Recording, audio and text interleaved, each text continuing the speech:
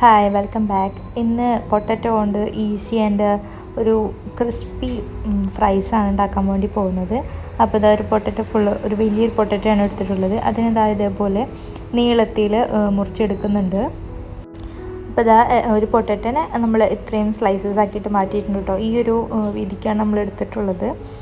നമുക്ക് പറ്റുന്ന പോലെയൊക്കെ ഒരു സ്ലൈസ് ആക്കിയിട്ട് എടുക്കാം.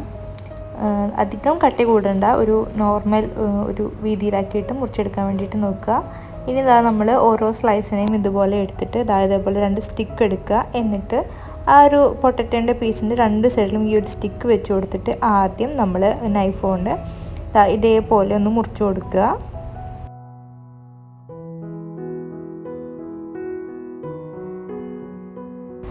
അടുപ്പിച്ച് കട്ട് ചെയ്ത് കൊടുക്കാൻ വേണ്ടിയിട്ട് ശ്രദ്ധിക്കുക. ഇനി ആ ഒരു സൈഡ് നമ്മൾ റെഡി ആയിട്ടുണ്ട്. അങ്ങനെ പൊട്ടിപ്പോകുന്ന ഭാഗങ്ങളൊക്കെ നമുക്ക് മാറ്റി വെക്കാം. ഇതേപോലെ നമ്മൾ ഇതേപോലെ വരകൾ ഇട്ടിട്ട് കൊടുത്തിട്ടുണ്ട്. ഇനി നമ്മൾ മറിച്ചിട്ട് ബാക്ക് സൈഡിൽ അതേപോലെ ഒന്ന് ചെരിച്ചിട്ട് ഓപ്പോസിറ്റ് സൈഡിലേക്ക് ഒന്ന് ചെരിച്ചിട്ട് ഇതേപോലെ കട്ട് ചെയ്ത് കൊടുക്കുക.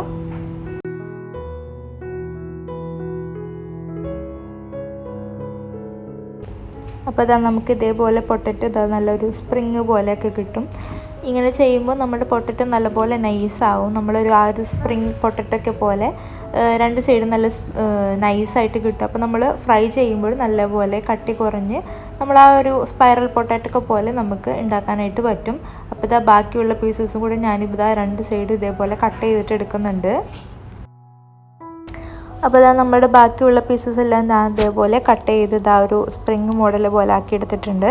ഇനി നമുക്ക് ഇതിനെ ഫ്രൈ ചെയ്തിട്ടെടുക്കാം. അപ്പോൾ നമ്മളൊരു ഫ്രൈ പാനിൽ എണ്ണ ചൂടായിട്ടുണ്ട്. എണ്ണ ചൂടാകുമ്പോൾ നമുക്ക് ഇതേപോലെ ഓരോന്നായി നമുക്ക് ഇതേപോലെ ഇട്ട് കൊടുക്കാം.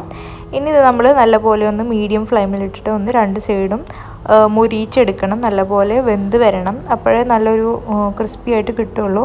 ഇനി നമുക്ക് കുറച്ചും കൂടി ക്രിസ്പി ആവണമെന്നുണ്ടെങ്കിൽ നമ്മൾ ഈ ഒരു എണ്ണയിലേക്ക് ഇടുന്നതിന് മുമ്പ് കുറച്ചൊന്ന് കോൺഫ്ലവറിൽ ഈ ഒരു പൊട്ടറ്റോനെ ഒന്ന് കവർ ചെയ്യുകയാണെന്നുണ്ടെങ്കിൽ കുറച്ചും കൂടി ക്രിസ്പി ആയിട്ട് കിട്ടും.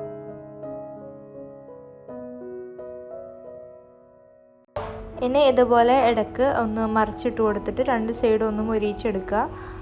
കരിഞ്ഞു പോകാതെ നോക്കണം. അതുപോലെ തന്നെ നമ്മൾ ഒരു സ്പ്രിങ് ആകുമ്പോൾ പെട്ടെന്ന് വിട്ടു പോകാനുള്ള ചാൻസും കൂടുതലാണ്.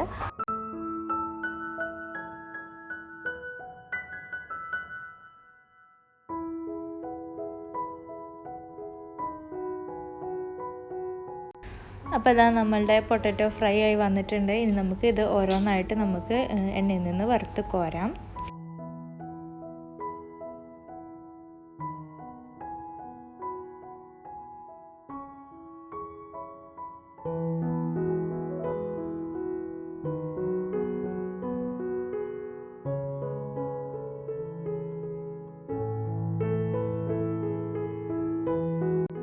അപ്പോൾ നമ്മുടെ പൊട്ടറ്റോ ഫ്രൈ ആയി വന്നിട്ടുണ്ട്. അപ്പോൾ അതിന് മുകളിലേക്ക് കുറച്ച് സോൾട്ട് സ്പ്രിങ്കിൾ ചെയ്ത് കൊടുക്കുക. പിന്നെ കുറച്ച് മുളക് പൊടി കൂടി സ്പ്രിങ്കിൾ ചെയ്ത് കൊടുത്തിട്ടുണ്ടെങ്കിൽ നമ്മളുടെ പൊട്ടറ്റോ ഫ്രൈസ് ഇവിടെ റെഡി ആയിട്ടുണ്ട്.